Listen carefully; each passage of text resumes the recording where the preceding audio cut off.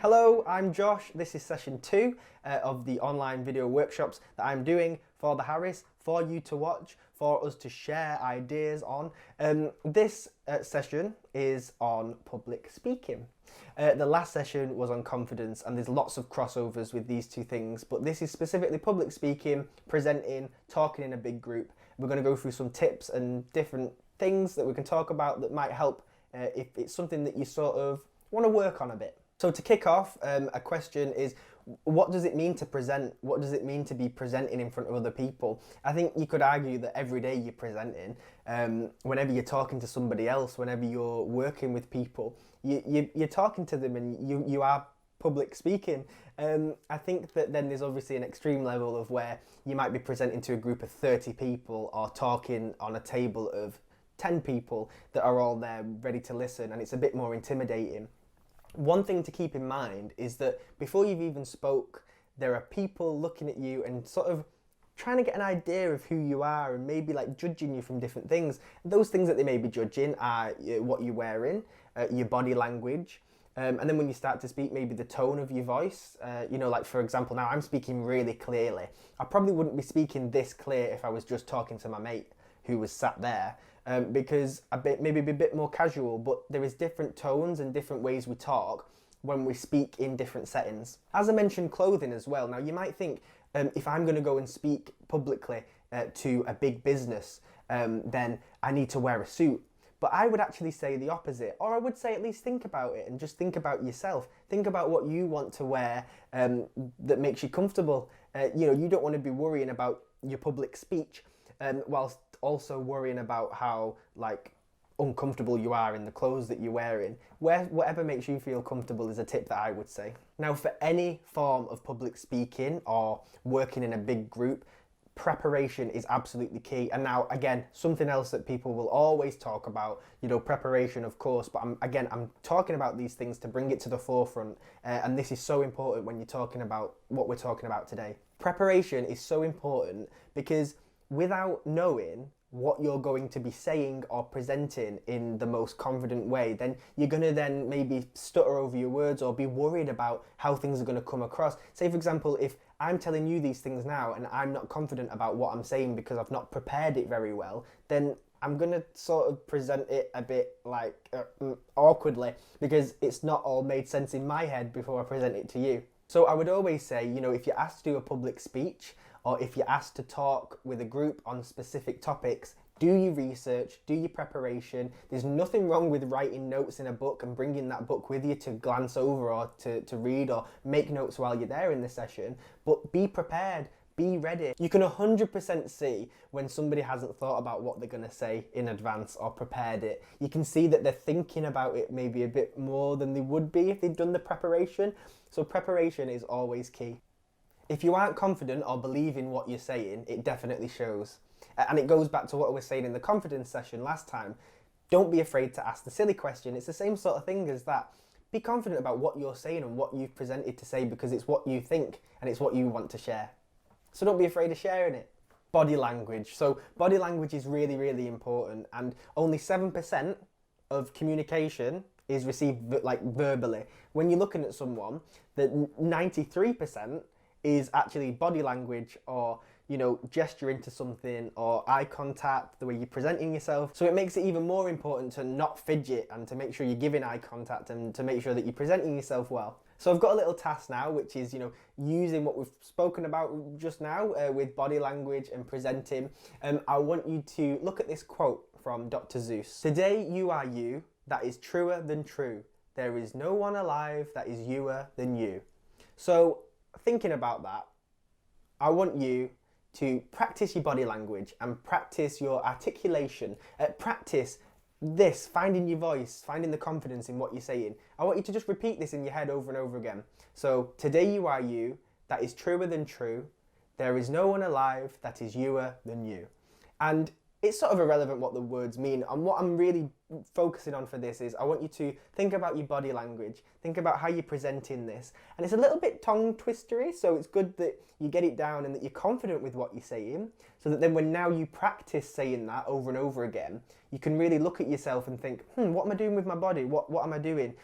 Because sometimes your body goes on autopilot, and if that is kind of fidgeting, then that's not necessarily the best thing to do when speaking, because it distracts. So I want you to take this little quote and I want you to keep saying it in your head, say it out loud, and then if you've got a mirror nearby, you can present it in front of the mirror, keep saying it, and really look at your body language. Now, these aren't your words, so it's not something that's coming from you, but the reason I've chose this is because it is a bit tongue twistery and it is a bit different.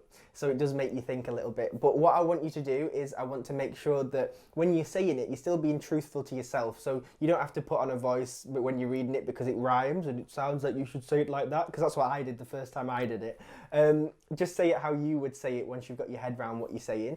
And like I say, this task is really about your body language. And the first thing to do maybe with that is to just make sure your feet are grounded and that your feet are on the floor and that you're ready, your posture is good so that you can speak. Just make sure that you're grounded and ready to go. Okay, so you've got 10 minutes for this task. So the quote again is, "Today you are you, that is truer than true, there is no one alive that is you within you." Really think about your body language, think about how you're presenting it. 10 minutes. Okay, I bet that was really weird, because actually speaking out loud is weird, because I mean, you're watching this now, but then going away and doing that, I can imagine is a bit unusual, especially because there's nobody else maybe with you. But again, I hope it was a good task and it gets you used to saying things and just looking, because I can give all this advice and I can, think about it myself, but I honestly mean this when I say that if you don't practice these things every now and then, you don't know. Like, I'd not done that properly, and I did it before this session, and I noticed within myself how I present and what I do with my hands. I talk with my hands a lot. It's just good to be aware of those things, so I hope that worked. So this brings us to our final section now of this online session, and it's looking at structure. So again, as I was talking before about being confident about what you're saying and being comfortable with what you're saying is really important, but the structure of what you're saying is also really important. And the structure might be, I mean, you've all wrote stuff before, we've all wrote things down, and it's, for example, if I was going down to the shops, I would write down, get the bus, go to the shop, get the shopping, get the bus home, eat the food. I wouldn't necessarily say, eat the food, then go to the shop, then get a bus. It's not structural, it's not in the right way.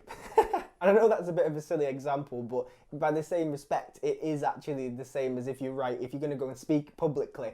The structure needs to be right. So your structure is massively important, because if the structure isn't there, it's not necessarily going to make sense, because things might not be in the right place.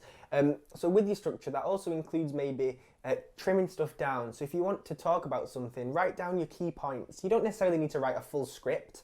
But you could just write bullet points of the stuff that you want to talk about, things that you want to mention in that meeting or in that speech that you're giving, or when you're working with a team, or you've got an agenda when you meet next time, the things you want to talk about in that meeting. Write down the structure of it. In what order do you want to tackle it? Everything has an order, and it's good to know that. And especially as a viewer, I've had an order to this session that I've given today. If I didn't have a structure, things may be in places that they shouldn't be in, or if I started talking about this at the beginning, it wouldn't maybe make sense, because we need to go through the other points first, and so that's why structure is really important. So for a quick task, I want to look at structure a little bit more.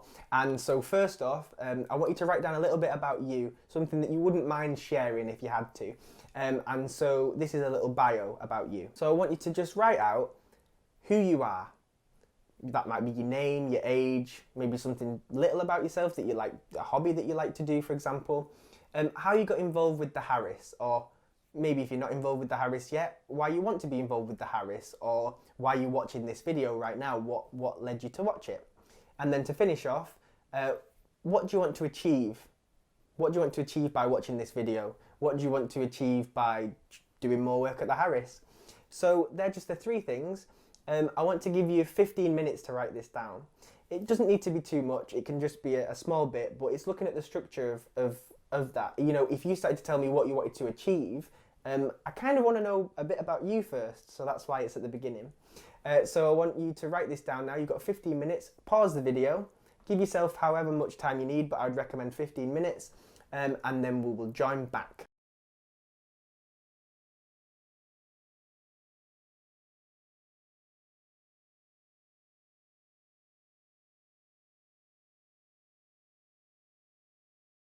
So now you've got that short little bio that you've wrote, a little bit about you, what you want to achieve. You can share that with someone maybe. Maybe you could, ring somebody at the Harris and share that information. Maybe you could share it to a friend, family member, and practice reading it. If not, you've looked at the structure. And so next time you get asked to do something like this, you know maybe a bit more about how to structure something. Now this may seem really basic and it may seem really like I'm just sort of telling you to write down words, which I know you can do, but in this context it's really important that structure is key to whenever you're going to be presenting something or publicly speaking. So to finish on, I want to just think again about reflection and download.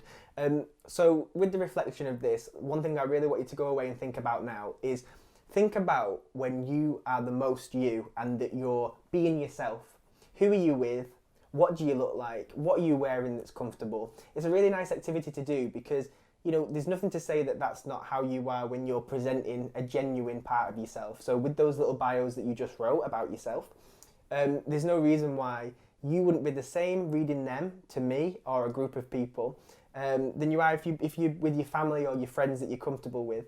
So really think about that. Think about where you are when you're being the most you. Are you sat watching TV at home? Are you sat around the table with family talking? Are you with your friends? Think about those times when you're being the most you. So imagine you're looking at yourself when you're the most comfortable. How's your body language? How are you doing? How are you presenting yourself? Because a lot of the things we do naturally are actually things that we try and recreate when we're speaking publicly because it's maybe a bit unnatural. So just think about that, and that's a really nice thing to go away and think about. I hope this has been useful, and I hope that we've mentioned a lot of stuff, but I hope that it's sunk in and that it's something that you can work on, because I know everybody watching this is capable of public speaking in some form. You may have already done it, and these things may have just reminded you for next time you do that. But I hope it's been useful, and I hope to speak to you very soon.